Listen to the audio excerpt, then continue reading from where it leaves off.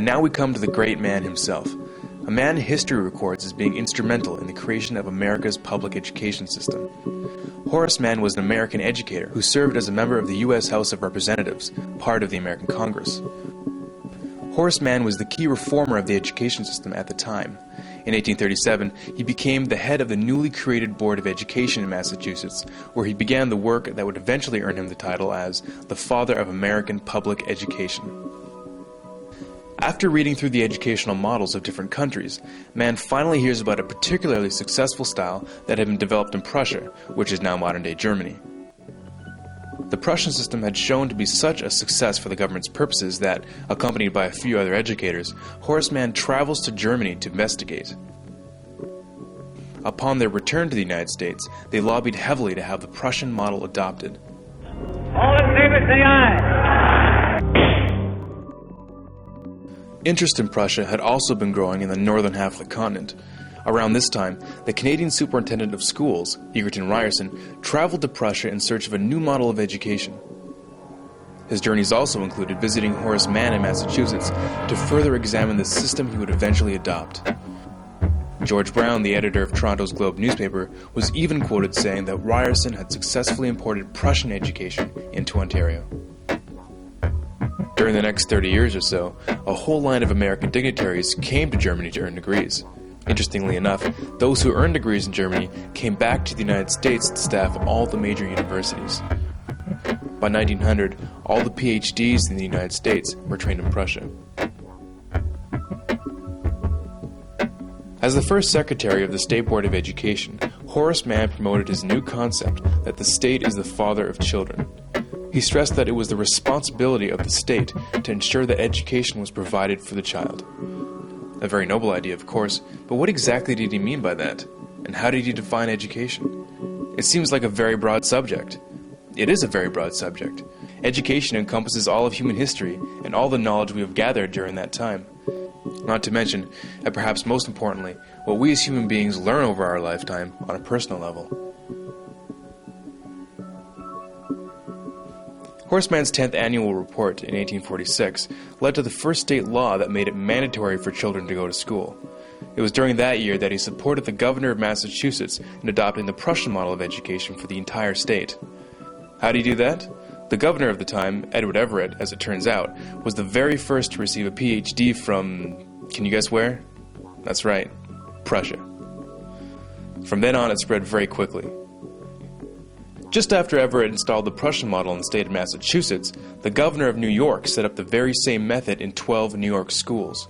Horace Mann's sister, Elizabeth Peabody, of the Peabody Foundation, saw to it that right after the Civil War, the Prussian system that was then being taught in the northern states was integrated into the conquered South. By 1900, most of the compulsory schooling laws that implemented the new system had been passed. From then on, every American child grew up under the Prussian system. So what exactly was the Prussian education system that everyone thought was so amazing that it just had to be adopted throughout the free world? To give you just a bit of background, in the 18th century, the Kingdom of Prussia, which is now modern-day Germany, was among the first countries of the world to introduce free and compulsory education. After the Prussians were defeated by Napoleon in 1806, it was decided that the reason why the battle was lost was that the Prussian soldiers were thinking for themselves in the battlefield instead of following orders. To make sure that this couldn't happen again, a new 8-year system of schooling was created. This new system provided not only the skills needed for the early industrialized world, such as reading, writing, and arithmetic, but also a strict education that taught duty, discipline, respect for authority, and the ability to follow orders. Elite children destined for higher offices went on to attend private schools, while the rest of the population had no access to the secondary education. They were destined for the working class. Through this new system, the Prussian court tried to create social obedience in the citizens through indoctrination. Every individual had to become convinced at the core of their being that the king was just, his decisions were always right, and the need for obedience paramount. In truth, the entire purpose of the system was to instill loyalty to the crown and to train young men for the military and bureaucracy. To do this, it was necessary to squeeze out all independent thinking from the masses. Influencing this new system from the beginning was Prussian philosopher Johann Gottlieb Fichte. Combining John Locke's view that the children are a blank slate and Rousseau's ideas on how to write on that slate, Prussia established an educational system that was considered scientific in nature. An important part of the Prussian system was that it defined for the child what was to be learned, what was to be thought about, and how long to think about it. In order to have an efficient policy-making class and a subclass beneath it, it was believed that one had to remove the power of most people to make sense out of the available information. In other words, critical thinking had to be done away with. Now, if you're wondering why the average person doesn't know that the North American education system is based directly on the Prussian model, it might just be because its original purpose was not designed for the good of the individual, but for the good of the government. The philosophy of Johann Fichte directly influenced the creation of the Prussian model of schooling, as he is quoted saying, "The schools must fashion the person, and fashion him in such a way that he simply cannot will otherwise than what you wish him to will." With quotes like these, you can see why his involvement is not well known.